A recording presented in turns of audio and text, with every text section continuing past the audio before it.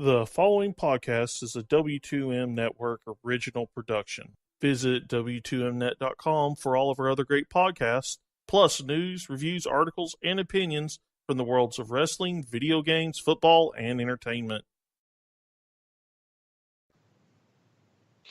And we are live to the W2M Network once again for the Kickoff, episode 21. Good evening, afternoon, whenever you're listening to this, everybody. My name is Harry Broadhurst. I am your host. Joining me, as per usual, at this time, and having to deal with him for a second day in a row for a third week out of the last four. What's up, Bisco? Have you enjoyed my present? No, I haven't, but that's beside the point. I think this is more of a tolerate than enjoy situation. Unfortunately, my my news reporting for last week probably will not come to pass. But we'll probably talk about that more later. I'm pretty sure that's a So That Happened forthcoming here, Brandon, so you might want to hold off on that one, buddy. The other co-host for this evening's show would be none other than Erik Watkins. Just when I thought it was going to be lonely on my island, feels good. Okay. I'm so disappointed in myself for not sticking with my gut last week. You should have. Your gut's totally right. So, I'm about to say words that I have not yet said this postseason. I'm rooting for Jacksonville on Sunday. Because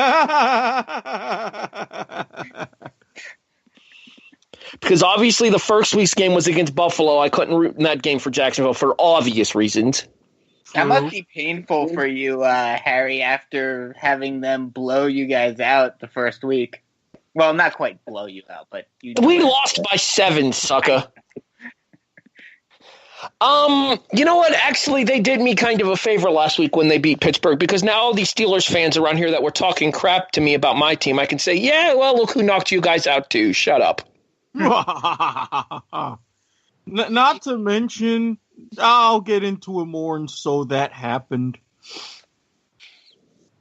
Yeah, one of your players has a very big mouth. A couple of theirs had even bigger mouths, but we kind of redeemed ourselves. Well, I was referring to the post-game comments by one of your players. We'll get to it when we talk about this kind of stuff, and So That Happened. Let's go ahead and... Oh, yeah, the other person here as well is our executive producer, Sean Garmer, who will chime in here and there as necessary. And he's saying nothing, so we're moving on. All right, guys, so we kick off this show as we always do. It's time for Studs and Duds. Erik, stud, hit me. Now, yes, while there's a little bit of stuff going on post-game, I have to go along to a certain someone who warmed the cockles of my heart with what he said pre-game. He mentioned a couple of scores about how he would accept a win. Boy, hell, one of them hit right on the button. Calais Campbell, I asked you before and I'll ask you again. Can you hit me up with some lotto numbers, or can you take me to Vegas? Because in your moment of being Nostradamus, you are my stud. Wait, did he actually call the final score of that game? Yes. He's like, if it comes 2-0, I'll take it. It comes 45-42. I'll take it. I'm here to get the win. That's impressive. That is impressive, especially considering none of us were expecting that much of a shootout. No, it was a lot of fun to watch too. Yes, it was. Brandon, stud, hit me. My stud, he only scored 1 touchdown, but it was the biggest touchdown of the entire season. Stephon Diggs, a 61-yard touchdown run at the end of regulation to give Minnesota the win over New Orleans. I just want to state for a record how ridiculous the point after touchdown was in that game. Oh, God, that was hilarious to watch. The Saints sent their punter out there to be on the defensive line for the point after touchdown. Not only that, but just how long it took them to get everything situated, and for the refs to say, "Hey, we're not done here. You still need to kick the extra point." That was the most anticlimactic 61-yard walk-off I think I have ever seen in the history of sports. And everybody talks smack about me because I would have, had I been in the right mind, gone for 2 in that situation. I'm like, look, it's on you for sending out your punter, okay?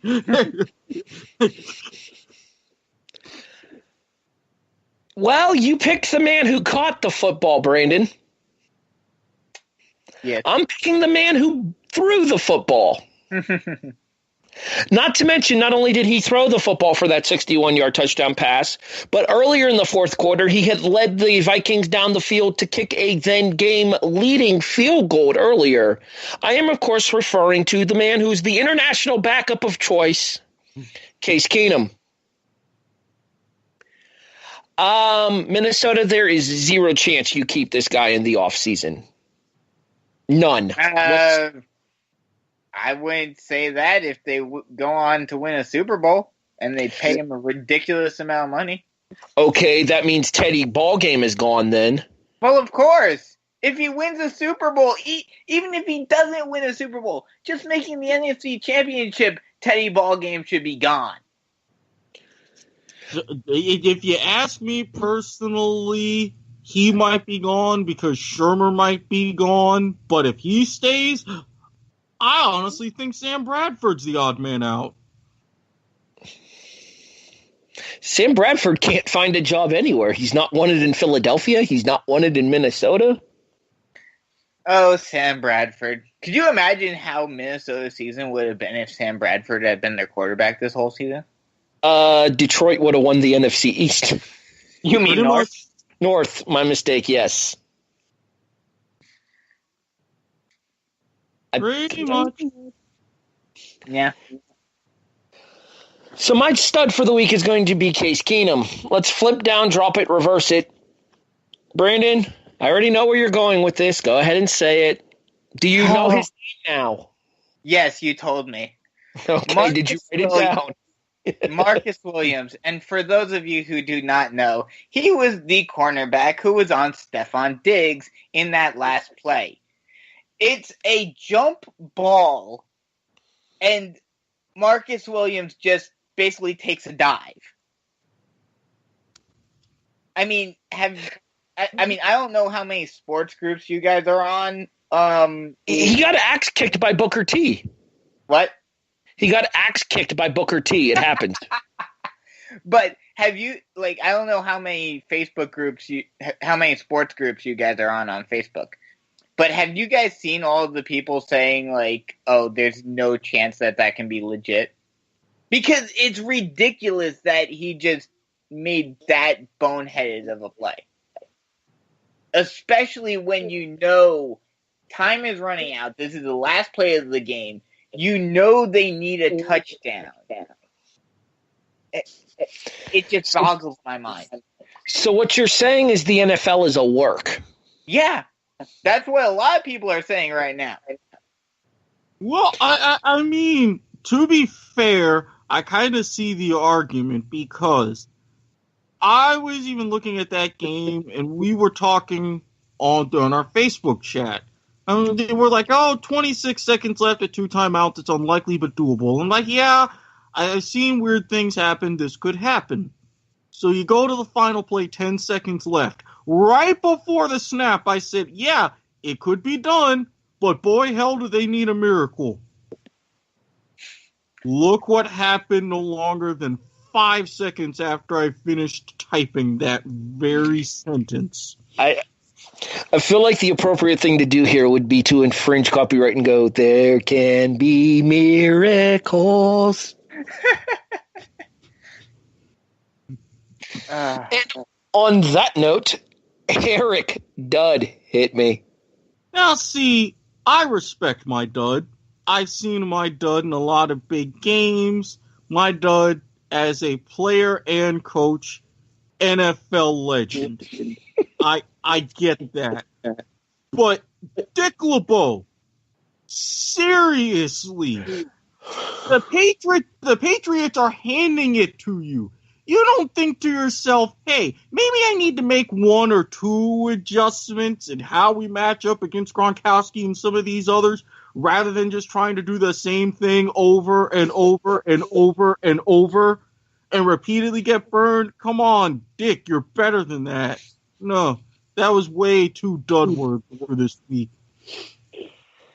Is it just me, or does anybody else get a "my dud has a first name OSCAR" vibe from that? There, the way he prefaced it. You Oscar Mayered your dud, Eric. Yeah. I'm sorry, I'm sitting over here trying to... Good thing I ate dinner, because I would really be craving hot dogs right now. I had to stifle a giggle because I just immediately thought of Oscar Mayer bologna for some reason. Which, speaking of which, that Tennessee defense and the vast majority of those referees were full of baloney. Hey, segue. My dud for the week is going to be the Pittsburgh Steelers defense. You're at home. Yep. It's the number 2 seed in the American Football Conference. Correct. It is Pittsburgh, Pennsylvania. It is 17 freaking degrees. And you let Jacksonville hang 45 on you. Yeah. Even I was impressed. You know what? My Bills offense may have horrendously let me down in the final game of the regular season by only scoring 3 points, but damn it, we only allowed 10. And you had a chance to at least tie the game, but Nathan Peterman. Yeah, well, he's not going to have a job come this offseason, so I'm not really worried about it. How fitting that was for Nathan Peterman to end the season for the Bills. Almost as fitting as an Eli Manning start streak. Oh, wait. Hey. At least we have, if the rumors are true, at least we have multiple jokes to make about Stepped in McAdoo next year, considering he is going to both literally and figuratively Don't step on the segment. Damn it. We have a So That Happened to come up still. Leave me something to work with. Anywho. I can hear Eric laughing over there. Anywho, yeah, like seriously, how do you allow, as a defense, how do you allow 45 points in a game where a trip to the conference championship is on the line? Yeah, and especially when one of your guys is saying on Twitter, "Oh, we're gonna have 2 round 2s in 2 weeks." Yeah, about that. Eric? Yes? Don't take this the wrong way. That Pittsburgh defense managed to do the impossible. They made Blake Bortles look competent. No, I have to agree with you. I was like, we were running the ball early on, and I'm thinking, well, that's a pretty solid strategy. Wow, this is working better than expected. Holy Lord, Blake knows how to throw. Where is this coming from? Congratulations, Pittsburgh. Enjoy the offseason. I will question one of their decisions, and I guess we can segue this directly into So That Happened. Segue! As Pittsburgh has fired their offensive coordinator. Wait, what? Yeah. You guys allow 45 points in a playoff game, and it's the offensive coordinator who gets canned? Who proceeded to put up 42, and Ben Roethlisberger was the best quarterback of the entire divisional playoffs. Yeah, didn't Roethlisberger have like 400 yards? 469. 5 TDs. Yep. Good God. Look, I get that there was some questionable play calling there with a couple of situations where they didn't go for it and they probably should have. But that's not on Todd Haley. That's on Mike Tomlin. Yeah. In what? I mean, they kind of stirred things up with the whole bar fight situation leading up to the game. So that's why I say I kind of saw this coming. But I think it's still a bad look. Brandon, Yeah. anything? Yeah, I mean, we've been talking about for a couple of weeks the craziness that's been going on in New England, but I mean, Pittsburgh doesn't look like they have their stuff together all that well either right now. I mean, like you said, they put up 42 points against Jacksonville, who, I mean, look at how they did against Buffalo. They are a very good defensive team. So the fact that the offense was able to put up 42 on them, the offense wasn't the problem this past weekend. The problem was the defense. So how do you can your offensive coordinator right after? It's mind-boggling. All right, let's talk other situations here throughout our So That Happened Here. And one that we kind of didn't touch on as much last week as I would have liked to due to our focus on the NFL postseason here. Jon Gruden to Oakland. I got to say, I don't think this is going to end well. I get it. I understand it. I kind of like it, but this is going to be a very short shelf life. Very short. I mean, if it is true, and I'm pretty sure it's been confirmed by now, that your main assistants are getting 4-year deals, that's about how long he's going to be in Oakland and Vegas. I really think once they flip the switch and once they move, that's when things could start to fall apart.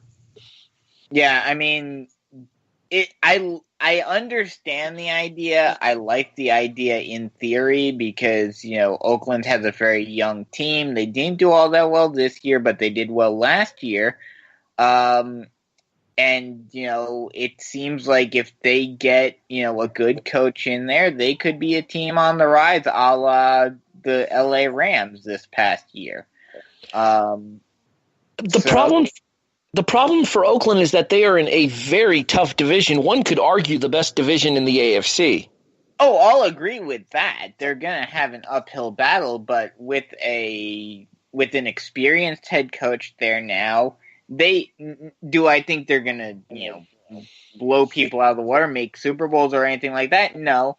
But do I think that they could make a few playoff runs here and there over the next couple of years? Yeah, potentially. And also, I think the bigger thing with this, and, people talk about how, and I mean, I haven't really been following it as much as I should, but I don't know what the attendance has been like for the Knights. But people talk about LA being a very fickle city. If LA is fickle, then Las Vegas is 1,000 times worse. I mean, you have so many things to do in Vegas. Plus, there aren't all that many people who live there year round. So, where's your fan base coming from? I would think a lot of them are coming from Oakland still. Oh, I agree with that, but but at the same time, I mean, again, same situation like I was talking about and the better example would probably be the Chargers. But that's a little closer drive between San Diego and LA instead of Oakland and Las Vegas. But I feel like a lot of the Oakland fans are going to feel betrayed by the Raiders leaving again to go to another city, and they're going to go and join the 49ers. So, I mean, I don't see that working that way. The answer to your question as far as the Vegas attendance goes, the Golden Knights are currently tied for 16th in the National Hockey League at 17,894 a game. That being said, football is significantly more popular than hockey is. Oh, no, I'll agree with that, but, I mean, I'm not talking about between hockey and football. I'm just talking in terms of city-wise. I just don't know if they have the the fan base there that will be focused on football to go to games as much as other cities. Well, I think if you make it a little bit about football, but something like an event, because you had decent attendance for, say, and I know these are weird examples, the Las Vegas Locomotives of the United Football League. You had good attendance for the Las Vegas Outlaws of the XFL. Now, when I personally think making it more like an event, every year for about the past decade or so, Las Vegas has hosted a big, really weekend-long Rugby Sevens tournament. Now, if they can get that kind of advertising even to something of that extent, yeah, I think you have a lot of people that would come in and say, hey, we're in Vegas for the weekend. Oh, the Raiders are in town. Let's go. Kind of build it upon that to where you don't really have a whole lot of season ticket holders, but you get more and more transients in to at least somewhat balance things out. I'll agree with that, Eric, but that's what I'm talking about. You're not going to be able to rely on, a Giants or an Eagles or a Bears or any of the other big market teams coming in on a weekly basis and getting a ton of their fans coming in for the weekend to go to a game to fill up your stadium. You're still going to need a local fan base. Yeah, so even if you can get, say, I don't know, 30,000 from that local area, because with Vegas, you can kind of draw from other teams that don't really have a powerful draw of their own. Now, granted, you would be competing with the places like, say, Arizona and play near there, but it's not necessarily impossible. Yeah, I'll agree with that. But like I said, I just don't know how well it's going to work. But what I was saying in regards to Gruden with this is that I do think that's one of the big reasons why they are bringing him in instead of maybe, a younger coach that may be able to help them more on, more for the longer term, is they're trying to bring in a big name that can draw, like Eric was saying. I think the key with Gruden is to get his name out there and to say, hey, come see, former Super Bowl head coach Jon Gruden. Oh, absolutely. And that's really the main thing. They know that, okay, they have him in for those first 2 years. You build a base around that. Say if they're competitive within those first 2 years, now you're going to have more stakeholders and you're building that fan base so you don't have a lot of transients. And the fact that, I'll circle back to the assistants having a 4-year deal, that includes the first 2 years in Vegas. So that gives Gruden some stability about who he can hire so he can focus on building and strengthening the team while everybody up in the front office focus on building and strengthening marketing around him. Yeah, I would agree with that to an extent. I think the fact that these contracts, especially for the assistants, are 4 years, tells you that this is going to be the transition team from Oakland to Vegas for this Raiders. Oh, yeah.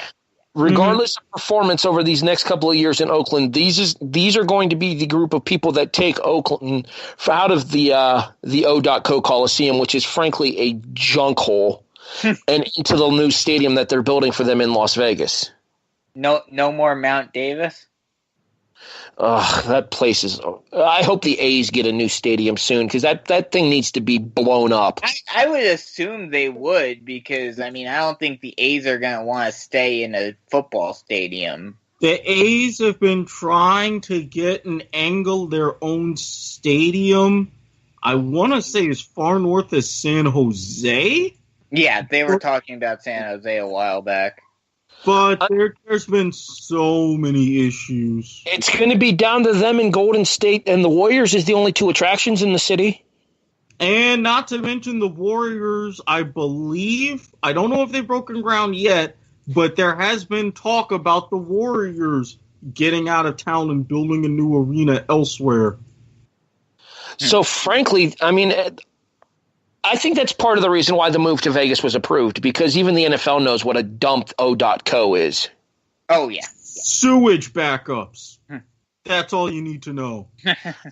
So this will definitely be the transition team from Oakland to Las Vegas for the Raiders. The question is going to be is how competitive is Gruden going to be able to make them there?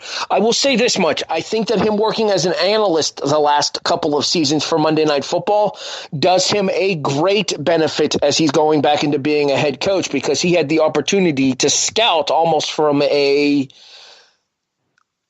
overhead perspective of these players that will become free agents this season, players that will become free agents next season off of their rookie contracts from the time that he was doing Monday Night Football. This could work out very well for Gruden and the Raiders, in my opinion.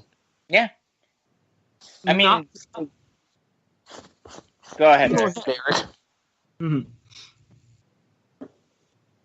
All right, so do we have anything else here, or shall we move on to the next bit here? Yeah, I mean, I think I was just going to say, like you were saying, I think Gruden can definitely make an impact, especially considering this team was competitive 2 years ago. And would have been competitive this year if not for all the injuries and stuff that befell them. Yes. Plus, with the quarterback camp, he already has experience with Derek Carr, so that's another big plus.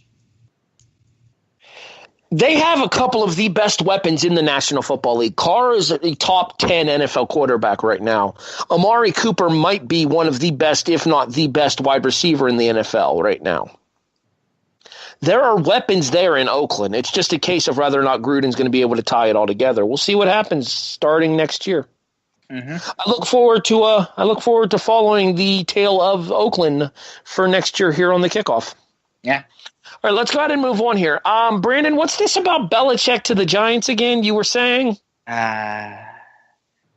Rumors have come out that the current leading candidate for the head coaching job for the New York Football Giants is none other than Minnesota coordinator Pat Shurmur.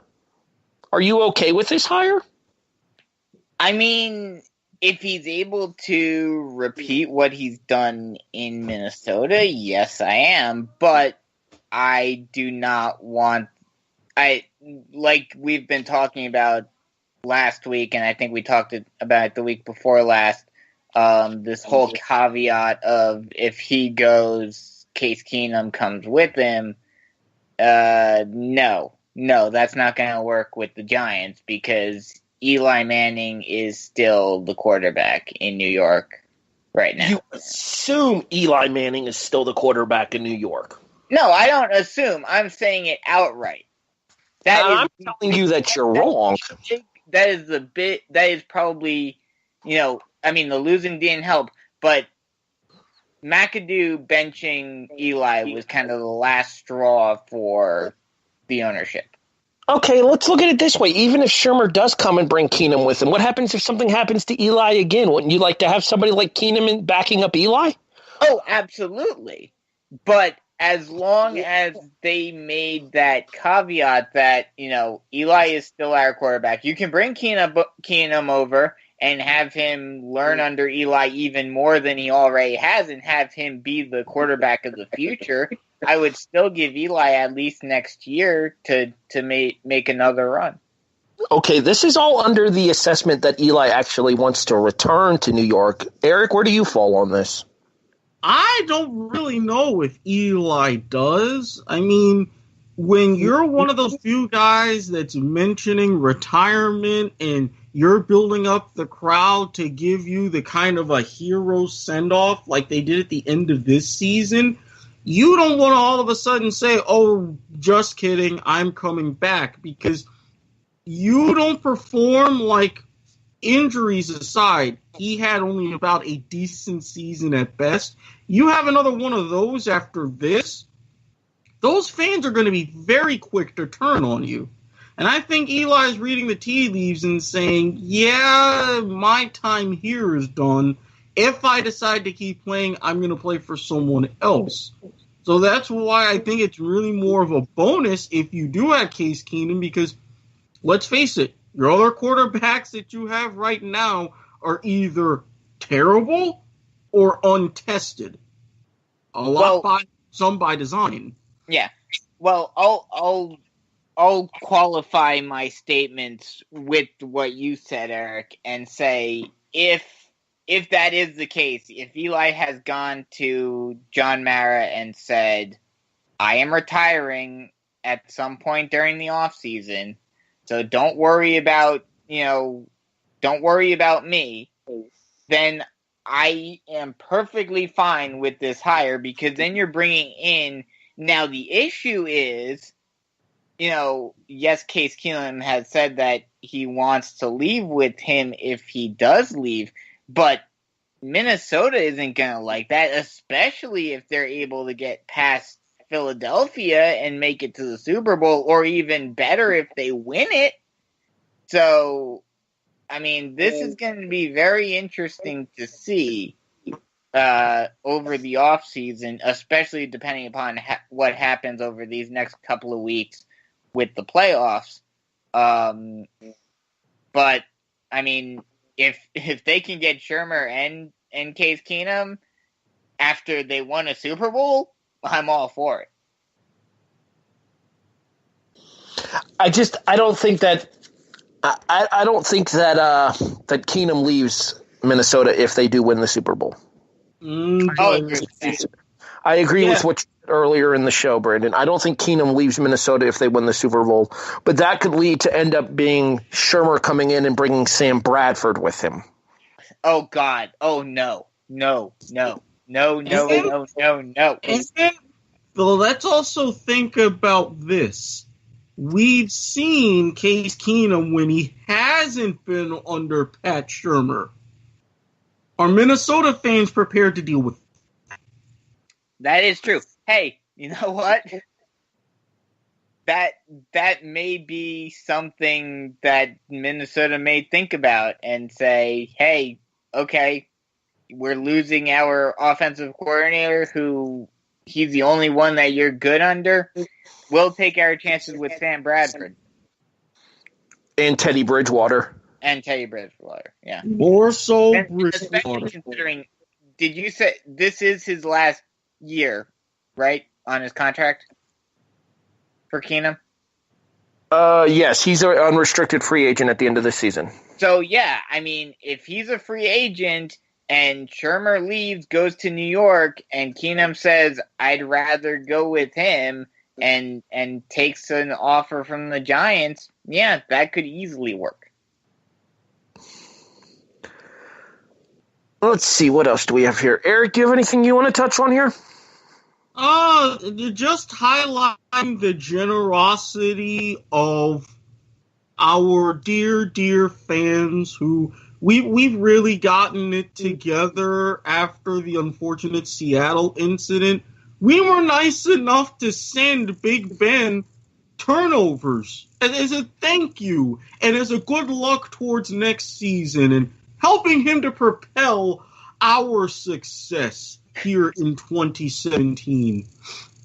And we did it right. We sent him apple, cherry, and blueberry because we're thoughtful like that. You guys are absolutely terrible people.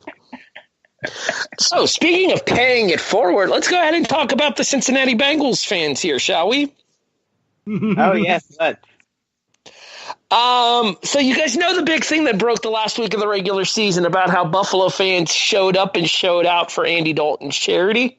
Yep. Mm-hmm. Yeah, well, it turns out Cincinnati fans are doing the same for Blake Bortles is now that they've knocked Pittsburgh out of the postseason.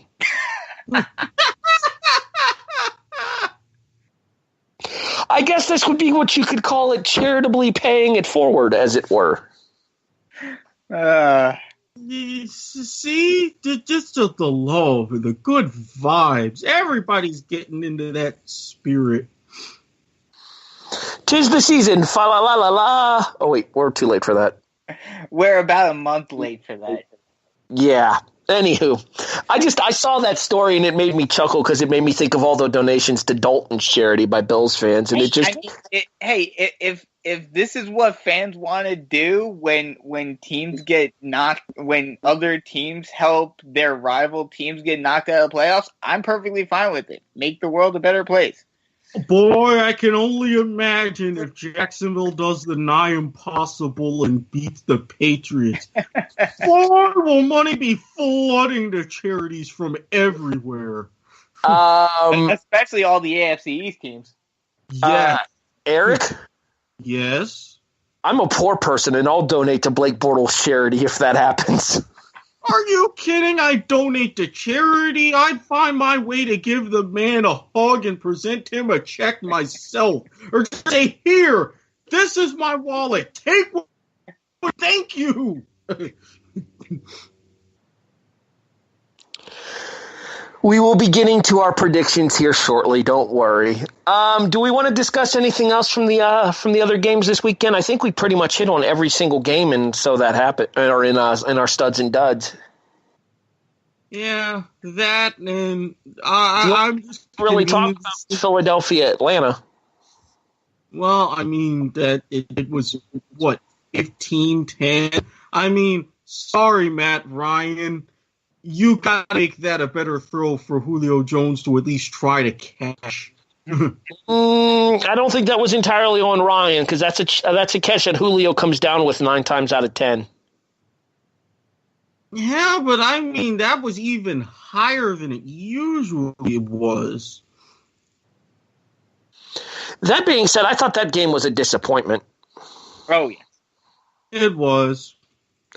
But we kind of expected as much from Philadelphia here just because of the fact that they're rocking their backup quarterback. They're rocking the second-string offense. They're rocking having not had the man that basically drove that offense and who, in my opinion, is the MVP for 2017, 2018 in the National Football League in Carson Wentz. Yeah, I mean, it's crazy. I thought that the Falcons were going to go in and maybe not steamroll them, but I didn't think that the Eagles were going to win that game. Meanwhile, let's go ahead and break down each of the games here real quick individually here. Biggest surprise for you in the New England-Tennessee game, the fact that the referees were actually wearing white and black instead of wearing the Patriots colors? Because that was the surprise for me. I mean, the Patriots dominated this game anyway, so you can't really give too much credit to the refs on this game, but, you know. No, I'll agree. This was a game that nobody expected Tennessee to have a chance in anyway, but let's be honest here. There was some incredibly biased officiating in this contest. Well, what do you expect? It's Patriots against the Titans. It agitated me. Some of those calls were just so blatantly obvious. It agitated me as a football fan that, oh, wait, he was offside, so we're going to go ahead and, oh, wait, no, he wasn't offside. It was a false start. What do we call here, Bill? If you think the NFL officiating is bad, you're a Florida fan, so it doesn't bother you, but unless you're playing Alabama, but could you college football or college sports just in general is 1,000 times worse. What were you saying, Eric? No, I was saying when it comes to referees in Florida, it's not so much Alabama, it's Auburn. Well, I'm just talking about because, you know, we're talking about the Patriots-Titans game, and I'm just saying because the Patriots have all the prestige, you know, of course they're going to get the calls. Well, not just so much the prestige. I mean, think about everything that the Patriots have gotten away with in the past. The referees are like, well, they're not going to do anything anyway, so what have we got to lose? I could not believe the ridiculousness of some of the calls in that match. I couldn't, but I can't put that one all on the refs. But it's just like, come on. You know you've already got an extra strike against you. You need to try harder. Shall we go ahead and discuss index card referee being the guy who's going to be in charge of the Super Bowl? Oh, God. Can 3M or some kind of like Staples, Office Depot, can someone sponsor him, please? Because please, beg of you. All right, I'm not going to lie. That would be kind of funny. Your head referee, Gene Sarator, sponsored by Staples. That would be great. I'm not going to lie. I'd actually probably pop for that. Hey, I mean, considering how much sponsorship deals are for the Super Bowl and how much those commercials are worth and everything, I'm sure that Staples or Office Depot or Office Max or whoever would be jumping at the bit for that. Exactly. Yeah, we'll take an official referee sponsorship. We're good with that. Yeah. Well, that was easy. First down. Damn it. You popped me, Eric. How dare you? You're welcome. All right. Do we have anything else to touch on and so that happened before we move on to our final segment for the week? Jalen Ramsey, there's a bye week before the Super Bowl, bro. What? With that chokehold, did AJ Green do something to you that we don't know about? Because, no, you can't, no. That was a bad. Maybe he's just overlooked New England because he thinks they're going to beat their butts so handily. Yeah, but then he says, okay, we're going to go next week, and then we're going to go the week after and win again. Sorry, but the Pro Bowl ain't worth that much to you. You're forgetting a game, Jalen. Maybe he means that his team's going to win the skills challenge because that stuff is awesome. Yeah. I'm totally looking forward to dodgeball. Dodgeball, the catching balls from a drone. Yeah. Kudos to the skills challenge. They're doing it right. The NFL one, the quarterback one with the moving targets and stuff, having to throw them through the screens and stuff, that's pretty cool too. I still like baseball and basketball the best when it comes to the non-game based All-Star game stuff. Yeah, but it needs to stop being on a Monday for the All-Star game because it keeps running up against Monday Night Raw, and I can't have that. Yeah, I know. And then the All-Star game runs up against SmackDown. I have to decide what I'm going to watch. Am I going to watch Raw? Am I going to watch the Home Run Derby? Am I going to watch Raw? Am I going to watch the... And now I'm doing podcasts for them, and I don't really have much of a choice.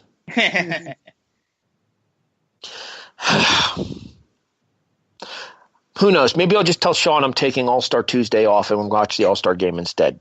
Go baseball! Yay! All right, football podcast. Let's continue on. It's prediction time, guys. It's time for the conference championship game. Shall we start? Yep. Yes.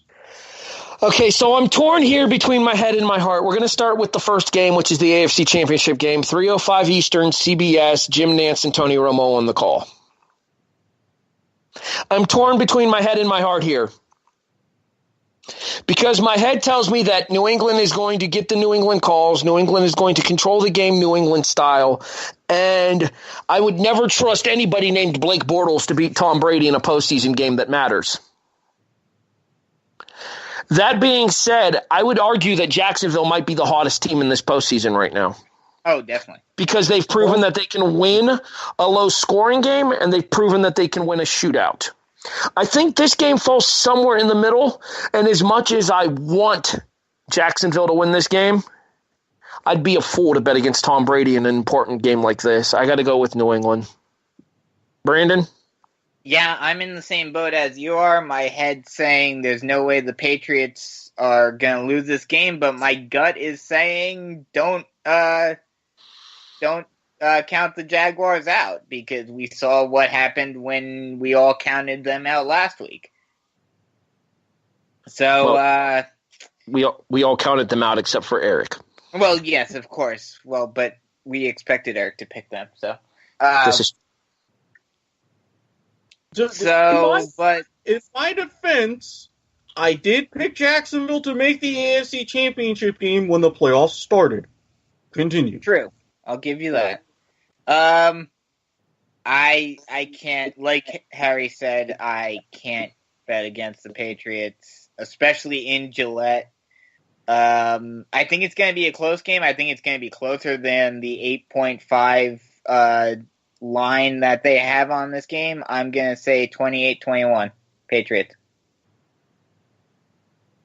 I'm sorry, did you say the line was 8.5? Yeah. I saw 7.5 last I remember seeing it. I'm looking at ESPN right now, and it says 8.5. Well, either way, that's funny because the line opened at 9.5. Wow. That tells me a few things. Interesting. However, I see two situations. I see a Jacksonville team with a head coach, although in a much less dramatic, much less meaningful situation, has gone to Gillette and beaten the Patriots and Doug Marrone. I see a man in the front office who, as a head coach, has beaten the Patriots twice in the Super Bowl. I see the weather being a little bit of an advantage as well. A nice balmy 45 degrees. That's very tolerable for this Jaguars team. But there's a bigger situation that haunts me even more. This is a Bill Belichick team that knows they're flawed. But this is a Bill Belichick that knows I've got all of my eggs in this basket for this season, for this run, because afterwards, I'm laying waste and I'm gone. I would rather do that with one more ring on my finger to throw one last double tall man to Robert Kraft, and then I go off golfing or doing whatever. While my heart says Jacksonville, and I'm picking them to cover easily, even at as little as 7.5, New England, they've got too much more to lose. I can't bet against Bill right now. He's put way too many pieces into place. So I stick with my pick at the beginning of the season. I stick with my pick at the beginning of the playoffs. I got to put up with New England in one more Super Bowl. Yeah, I was right there with you. I picked New England to win the NFC as well, although I had them losing to the Packers in the Super Bowl, which, frankly, I still thought could have happened until Rodgers got hurt. True. So I'm going to have to stand by my prediction as well that the Patriots win the AFC. I don't have to like it, and as a Buffalo Bills fan, I don't. But I don't see it. I don't see that this Jacksonville team being capable of knocking New England off. I think this game will be a lot closer than Vegas thinks it is. I'm actually somewhere in the neighborhood of 27-21. I would say even 27-24. But at the same time, when it comes down to crunch time, it comes down to who do I trust more, Blake Bortles or Tom Brady? That's an obvious answer. Oh, yeah. And I honestly see it as, well, and I say think of it this way. You only have to put up with this for about another 3 weeks. Then the Patriots are perfectly set up to be mediocre. To which I say, good fucking riddance. Oh, you and me both. Let's move over to Brandon's side of football here. Let's move over to the NFC. And those Eagles, those logic-defying Eagles, who frankly had no reason to beat Atlanta but somehow did, host the Minnesota Vikings for the NFC Championship game at Lincoln Financial Field. And the Vikings, who had no reason to beat the Saints, should have had no ability to win that game either if Marcus Williams knew how to go for a tackle instead of an interception. Yes, precisely. Your announcers for this game, this is the 7 o'clock game on, is it 6:30 or 7? I think it's 7. 6:40. 6:40 on Fox. It is the Fox game. Your announcers will be Joe Buck and Troy Aikman. Or if you're like me, the Eagles the entire game. Or if you're like me, your announcers will be whoever has the Westwood One radio broadcast.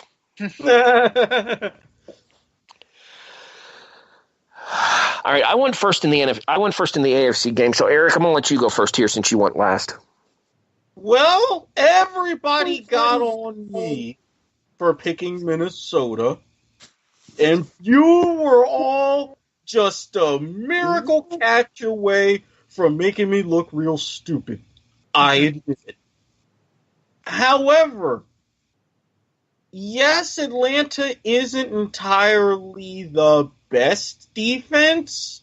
Yes, they've got some issues, and Nick Foles as an individual had a above average game. That said, you're at home and you only managed to get 15 points. Even with what Drew Brees did, look what he had to do in the second half to give his team an opportunity to win. That was your all-time Hall of Fame type of performance right there. I don't see Nick Foles coming close to that. It's going to be another low-scoring game. It's going to be another slobber knocker, but I'm sorry. Minnesota's got this one. Yeah, as it turns out, I picked a team from the NFC North to win the NFC this year. I just picked the wrong team from the NFC North to win the NFC this year. If this is Carson Wentz against Case Keenum, I'm taking Carson Wentz every day of the week and twice on Sunday. Easily. This is Nick Foles against Case Keenum, and that's a wash. The defining thing here will be the defense. And a defense that got shown up in the second half against New Orleans is going to come ready to play on Sunday night. The Purple People leaders take the NFC. Minnesota wins 35-27. Did I just hear you correctly, Harry, that Nick Foles will be back for this game? Or, I thought you meant Carson Wentz is going to be back now. I said if this was Carson Wentz, I'm taking Philadelphia. Yes, okay. Yeah, I mean, I want to, and this is shocking coming from a Giants fan, but I want to say the Eagles are going to win this game. But, yeah, I think I have to agree with you guys. I mean, the Eagles pulled out a shocker against Matt Ryan in Atlanta, at Lincoln Financial this past weekend. But I think the miracle continues, especially after the high. Now, the only thing that I'd have to be worried about, especially with this being a pretty young Vikings team, is them to have a little sugar high from that win last week, and them coming in a little sloppy and falling behind to start off the game and then having to play catch up, and that may hurt them. But I do think that the Vikings are going to figure out a way to pull this one out. That actually reminds me of something there, just completely off topic to the conversation we were just having here, because those are our full predictions. All three of us have New England versus Minnesota as our title game. Did you guys see the meme about the Steelers after the game against Jacksonville? No. Mm-mm. It's appropriate that they play at Heinz Field because the entire game they were playing catch-up.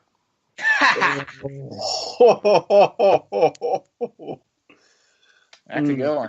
Well, this is what happens. When Mike Tomlin was coming into the facility, everybody's like, man, he's really amped about something. This is the happiest I've ever seen him. Yeah. Tisk, tisk. You don't plan ahead, guys. You don't plan ahead. Nope. That is for sure. I hope I can genuinely sit here and say that I hope I'm wrong with my Super Bowl prediction, because I 100% hope I am wrong with my Super Bowl prediction. I've been hoping I was wrong, but still a big time deal, don't you know? Vikes could be the first team to break the ice and host a big one. Eric suddenly turned Canadian on us.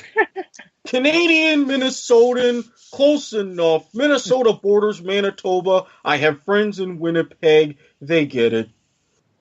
Not to mention, Sean would never forgive me if I went the entire episode without doing that. What's that all about, eh? Apologies to our friends in Canada. That one wasn't on me. In Minnesota, apparently. All right, Brandon, let's go ahead and talk about it here since we didn't touch on it and so that happened. But we are going to officially announce it for next year if it does come to fruition. Apparently, we will be getting, if rumors are to be believed, we will be getting Stephen McAdoo next year when he goes to the appropriately named team, the Cleveland Browns. The, shall we say, crappiest team in the NFL. The jokes are there for your enjoyment. We don't have to make the jokes, folks. They make themselves. Yes. I'm sorry. When the weather even trolls you as a football team, you're bound for this to happen. I mean, when the weather lets everybody know they went 0-16, and by the way, they're having this parade. This is the gift that keeps on giving. I live an hour outside of Cleveland. You need to go to this and give us an eyewitness report of this. Yes. Have to try to make a Browns game next year just to see Stephen McAdoo firsthand. You know what the good news is? His tickets will be cheap because this team is awful. Yeah, I'm pretty sure you can get a good deal on StubHub. I'll buy that for $1. Especially if he does become the head coach and that does become a segment next year. Can they please just be the first team to ever go 0-16 2 straight years? Oh, this poor fan base. I mean, imagine they could have yet another bigger parade this time around. And again, I'd still be willing to fly there in the middle of winter and be a grand marshal. Come on, Cleveland. You don't have a lot of people saying that right about now. Damn it, take advantage. Yeah, let the record show that Eric just wants an excuse to grand marshal a parade. Yeah. Yes. Hey, Cleveland could wait until, well, no, they probably won't win it this year, but Cleveland could, in theory, wait until June and at least combine the 0-16 parade with a good parade. Yeah, the Cavs ain't winning the title this year, homie. No. That's why I stopped myself. I don't know. Let them get to the finals again and see what happens. I'm giving them a puncher's chance. I don't know, maybe to be fair, I really don't care that much about the NBA. Fun episode tonight, guys. Agreed. Not much to touch on here, unfortunately, though, as the games get fewer and fewer. We will be obviously keeping up with you guys throughout the offseason here and there to talk about the coaching carousel, to talk about the NFL draft, to talk about once players report. And then we'll come back full-time right around the start of preseason football, I would imagine, if that works out for everybody. Let me just put one thing in before we go about that, if that does end up happening. We just need to have that as a weekly segment to see all the crappy Browns decisions, like them not sending the paperwork over to sign Andy Dalton this year. AJ McCarron, you mean? AJ McCarron, excuse me. All right, I'm going to give Cleveland credit here. That story has proven to be false. But I know this, but the fact that it was so, everyone took it at face value and didn't completely dismiss it right away just shows how terrible the Browns are. The fact that it was actually believable. Yeah, that I agree with. The fact that we actually thought that it could have been something that the Browns had done says all you need to know about the state of the franchise. Just say no more. There are some things that just shouldn't be plausible, and yet here we have a head coach who's going to jump in a lake. And they're going to proceed to sign a head coach that everyone already calls McAdoo. If If there is anything more Cleveland than Hugh Jackson getting sick and being unable to coach the Browns after jumping in the lake, I don't know what it would be. Then immediately signing Ben McAdoo. He was like, all right, McAdoo, well, you're already offensive coordinator. Yeah, we're just going to promote you, whatever. You deal with this. Eric, where else can people hear you here on the W2M network and find you elsewhere? Well, we just did a recent episode of Football to the Max, which you can hear with myself and our awesome executive producer, Jon Gruden. We will be tuning up within the next couple of weeks, I would assume, because there's been a lot of big stories happening for Soccer to the Max as we slowly begin the countdown to the World Cup.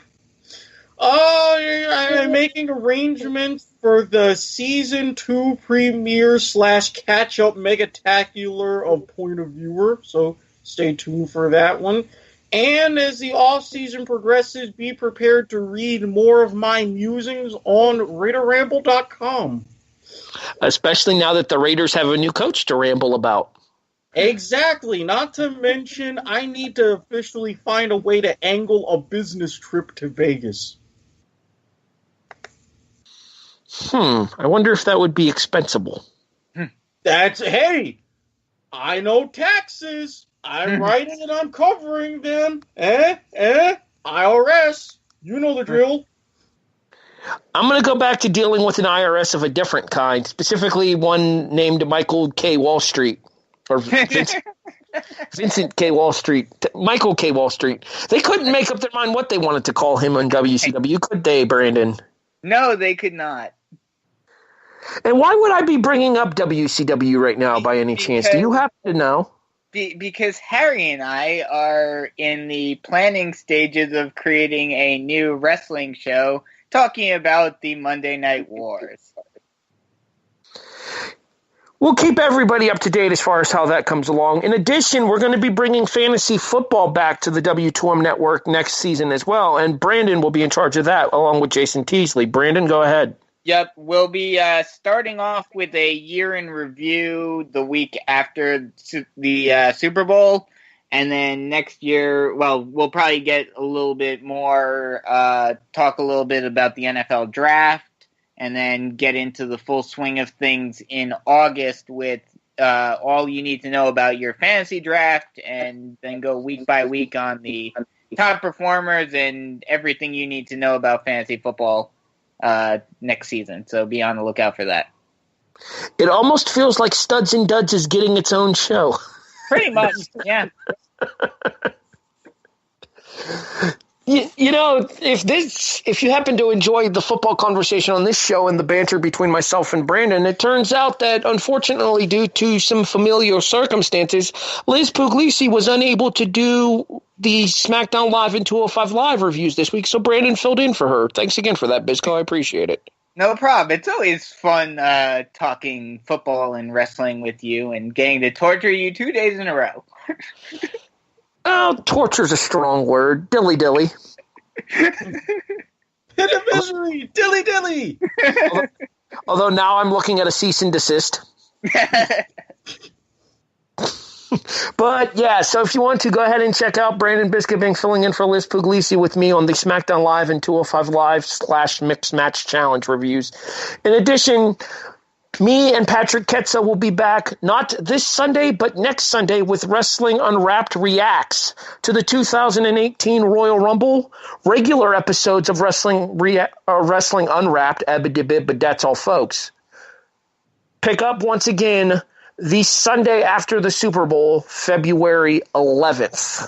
So, for our executive producer, Sean Garmer, Erik Watkins, Brandon Biskobing, I'm Harry Broadhurst, thanking you for listening to The Kickoff here on the W2M Network, available online at W2Mnet.com. We'll talk to everybody next Wednesday night for the Pro Bowl, I guess.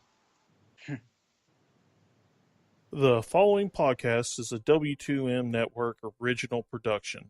Visit W2Mnet.com for all of our other great podcasts, plus news, reviews, articles, and opinions from the worlds of wrestling, video games, football, and entertainment.